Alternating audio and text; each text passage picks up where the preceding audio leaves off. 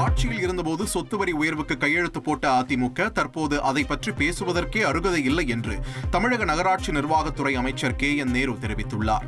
இது தொடர்பாக அவர் வெளியிட்டுள்ள அறிக்கையில் 15வது நிதி ஆணை பரிந்துரை செய்த சொத்து வரி உயர்வை முன்னாள் முதல்வர் எடப்பாடி பழனிசாமி தலைமையிலான அதிமுக அரசு ஒப்புக்கொண்டது. அவர்களின் கையெழுத்தின் அடிப்படையில் சொத்து வரி உயர்வை தற்போது கட்டாயமாக அமல்படுத்த வேண்டிய நிலை உருவானது என்று குறிப்பிட்டுள்ளார்.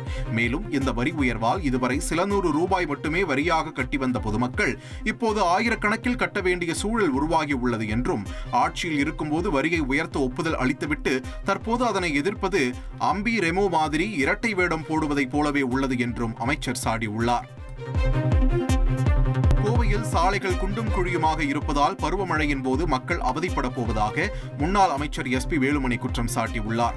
கோவை மாவட்ட அதிமுக அலுவலகத்தில் கட்சியின் பூத் கமிட்டி அமைப்பது தொடர்பாக ஆலோசனைக் கூட்டம் நடைபெற்றது.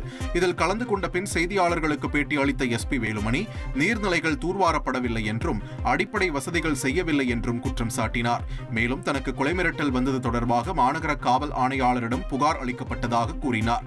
ஆனால் இதனை செய்திகளில் விளம்பரப்படுத்தியது வருத்தமளிப்பதாக தெரிவித்தார்.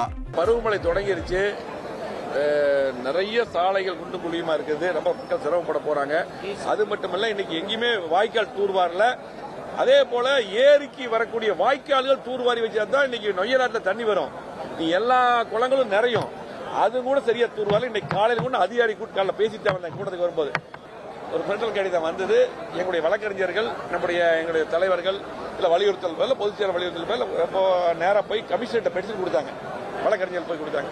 ஆனா அந்த கடிதத்தை எப்படி எதுக்கு பத்திரிகை கொடுத்து விளம்பரப்படுத்தான்னு வருத்தமா இருக்கு. ஒரு மிரட்டல் கடிதம் வந்தா அது யாரிடம் கண்டுபிடிக்கணும். கண்டுபிடிக்காம இதை விளம்பரப்படுத்தி இது இப்படி பண்ணுறது வருத்தமா இருக்கு. செய்திகளை உடனுக்குடன் தெரிந்து கொள்ள உடனே சப்ஸ்கிரைப் பண்ணுங்க.